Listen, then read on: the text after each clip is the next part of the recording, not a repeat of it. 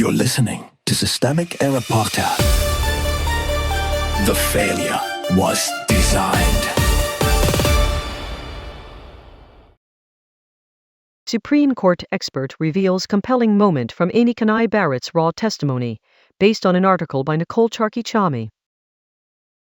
The court wants security. It also wants immunity. Power, framed as vulnerability. Two Supreme Court justices went to Congress asking for a $16.6 million security increase after threats, leaks, and a swatting incident. Amy Coney Barrett offered a personal account about carrying a bulletproof vest into her home and having to explain it to her child. That is the human face of the story. It is not the political center of it. The political center is this: the Supreme Court is not a neutral bystander being swept up by events. It is one of the most powerful institutions in the country, and its decisions have helped produce the anger, panic, and escalation now surrounding it. The justices are asking the public to pay for the security consequences of a system they themselves drive. Who actually holds power? Congress controls the money. The court controls the rules that shape life for everyone else. That imbalance matters. Barrett and Elena Kagan appeared before a House Appropriations Subcommittee, which means the justices were there as petitioners,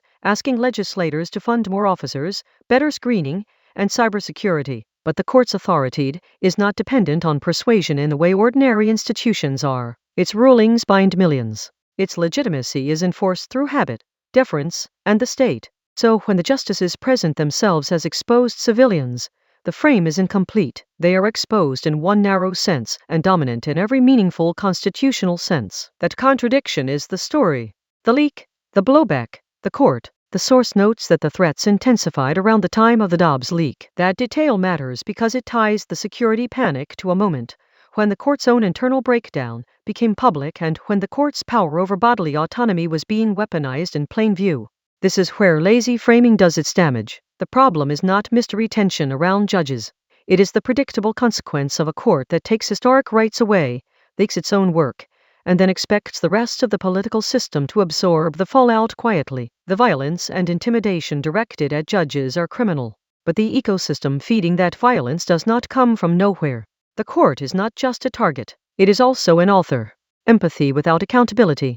Barrett's account of her child seeing the vest is meant to land as raw and human, and it does. But the emotional force of that story can also obscure responsibility. Personal danger does not erase institutional power. It does not turn a justice into a politically innocent figure. It does not sanitize the court's role in the democratic damage that made this atmosphere possible. The article's framing leans toward pathos, worried judges, dangerous threats, needy security. What it does not do is ask a harder question. Why does a court with life-tenured power, enormous influence, and a central role in reshaping constitutional rights get to present the consequences of its own political behavior as a separate tragedy? That separation is convenient. It is also false. Security as institutional self-protection. The request for more officers, more screening, and more cybersecurity is not trivial. It is what powerful institutions do when they fear physical and digital exposure. But it also reveals something else. The court knows it is surrounded by rage it cannot contain.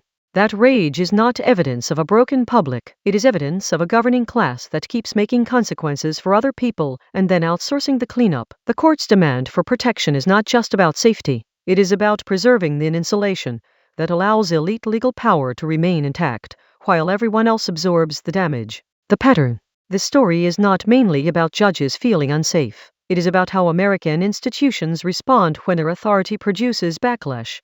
They ask for more resources, more barriers, more distance, and less accountability. That is the deeper pattern. Power injures the public erupts, and power responds by hardening itself. The court wants its security budget. It also wants the country to treat its own role in the crisis as background noise. You've been listening to Systemic Error. Thanks to Raw Story for today's article. With the automated voice of Lesak, thanks for listening.